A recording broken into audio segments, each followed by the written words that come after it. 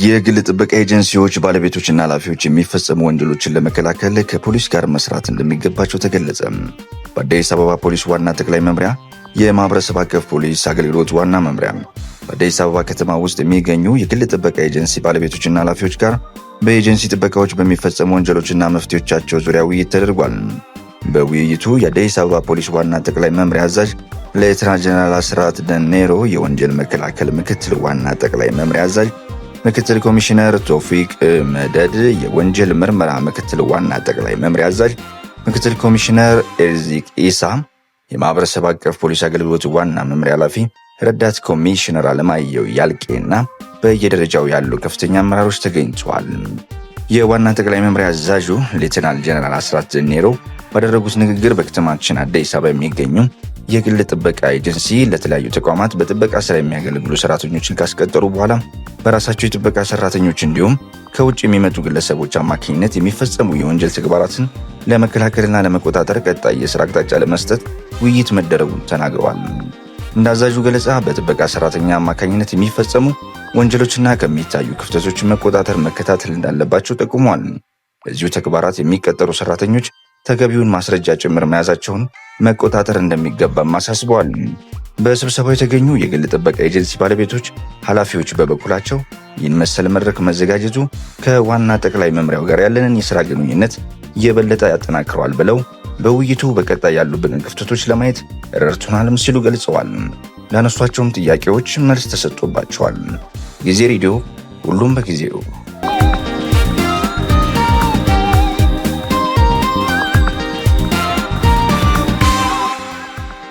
አምስተኛውን ዙር የተራዘመ ብድር አቅርቦት ያጸደቀው አይኤምኤፍ 464 ሚሊዮን ዶላር ለኢትዮጵያ ለቀቀ። የአይኤምኤፍ ስራ አስፈጻሚ ቦርድ ለ4 ዓመታት የሚያቆየውን የኢትዮጵያ የተራዘመ የብድር አቅርቦት ያጸደቀው በሐምሌ 2016 ዓ.ም ነው።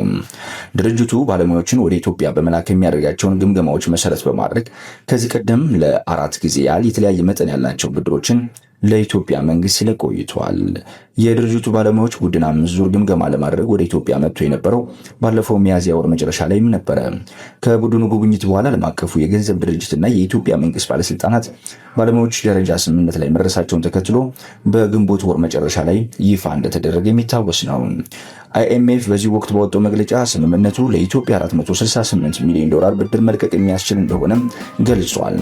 ድርጅቱ ዛሬ ባወጣው መግለጫ ይፋ ያደረገው የብድር መጠን ግን ባለፈው ግንቦት ወር ከተገለጸው በ4 ሚሊዮን ዶላር ያነሰ ነው።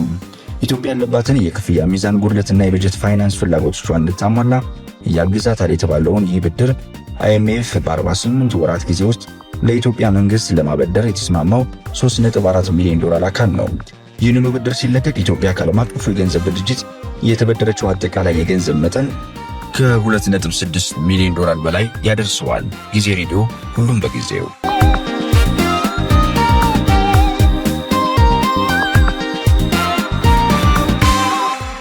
በአማራ ክልል ባለፉት 11 ወራት ከ69 ሺህ በላይ የጋብቻ ምዝገባ ተከናወነ። ያልተመዘገበ ጋብቻ በተለይም በሴቶችና በህፃናት መብት ላይ የህግ ችግሮችን ሊያስከትል ይችላል።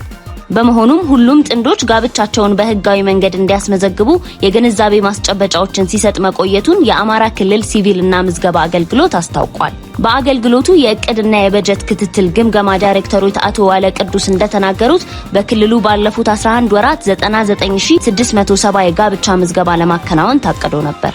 በዚህም የእቅዱን 70% ማሳካት መቻሉን ተናግረው በወቅታዊ በዘገየና የጊዜ ገደቡ ባለፈ ምዝገባ ከ69 ሺህ በላይ ጋብቻዎችን መመዝገብ መቻሉንም አስረድተዋል። ህጋዊ የጋብቻ ምዝገባ በተለይ በውርስ፣ በንብረት ክፍፍል፣ በልጆች መብትና በሌሎች የፍትሐ ብሔር ጉዳዮች ላይ የሚከሰቱ አለመግባባቶችን ለመቀነስ ጉልህ ሚና እንደሚጫወት አቶ ዋለ ጨምረው ተናግረዋል። ጊዜ ሬዲዮ፣ ሁሉን በጊዜው።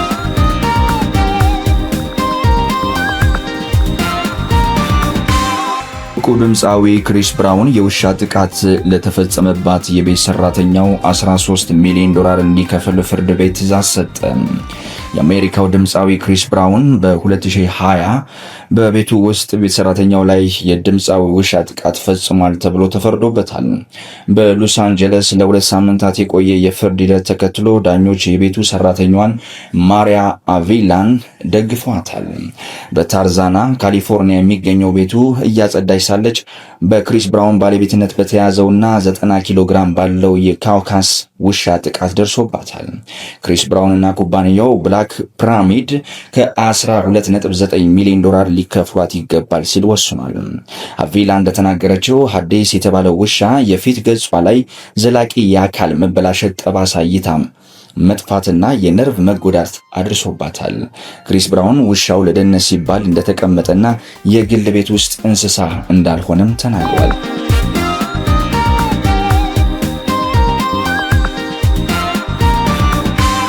በአሜሪካ ኒውዮርክ ከተማ የሚገኘው ታዋቂው ኤምፓየር ስቴት ቢልዲንግ ለየት ያለ አስደንጋጭና አስቂኝ የፍቅር ታሪክን አስተናግዷል።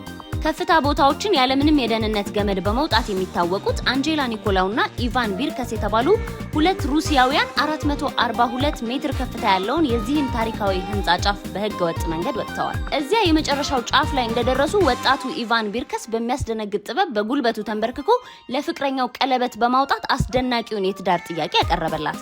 እሷም ቀለበቱን ተቀብላ ደስታዋን በኢንስታግራም ገጿ ላይ አጋርታለች። ነገሩ ግን በደስታ ብቻ አላበቃም። ጥንዶቹ የፍቅር ጥያቄውን በስኬት አጠናቀው ፎቶና ቪዲዮዎችን አንስተው ወደ መሬት ሲወርዱ የኒውዮርክ ፖሊስ አባላት በቁጥጥር ስር አውለዋቸዋል። የፍቅር ጥያቄው በስኬት ተጠናቆ አዎ የሚል ምላሽ ቢያገኝም ቀጣዩን የፍቅር ቀጠሯቸውን ግን በፖሊስ ጣቢያ ለማድረግ ተገደዋል። ጊዜ ራዲዮ ሁሉም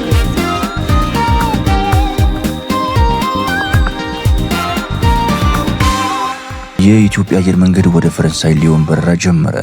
የኢትዮጵያ አየር መንገድ በጀመረው የኔትወርክ ማስፋፊያ ስራ ጁላይ 2 ቀን 2026 ወደ ፈረንሳይ ሊዮን አዲስ በረራ አገልግሎት እንደሚጀምር የኢትዮጵያ አየር መንገድ ዋና ስራ አስፈጻሚ አቶ መስፍን ጣሰው ገለጹ። የኢትዮጵያ አየር መንገድ ዋና ስራ አስፈጻሚ መስፍን ጣሰው እንደገለጹት የሊዮን በረራ በአፍሪካና በፈረንሳይ መካከል ያለውን የንግድ ቱሪዝምና ባህል ትስስር ለማጠናከር ታስቦ የተጀመረ መሆኑን ተናግረዋል። እንዲሁም የሊዮን በረራ መጀመሩን ተከትሎ አየር መንገዱ በፈረንሳይ ያሉትን መዳረሻዎች ወደ 3 ማሳደጉን እንዲሁም የዓለም አቀፍ መዳረሻዎች ቁጥር 146 የሚደርስ መሆኑን መናገራቸው ሰምተናል። ሊዮን ፈረንሳይ ሁለተኛዋ ትልቅ ኢኮኖሚ ማዕከል ናት። የኢንዱስትሪ ከተማ በመሆኗ የበረራ መጀመር ወደ ፈረንሳይ ለሚጓዙ ደንበኞች አማራጭ ይፈጥራል ሲሉም አክለዋል። በተጨማሪም የኢትዮጵያ አየር መንገድ በቀጣይ ወደ 5 ተጨማሪ ዓለም አቀፍ መዳረሻዎች በረራ እንደሚጀምር ነው ዋና ስራ አስፈጻሚው የገለጹት። ጊዜ ሬዲዮ ሁሉም በጊዜው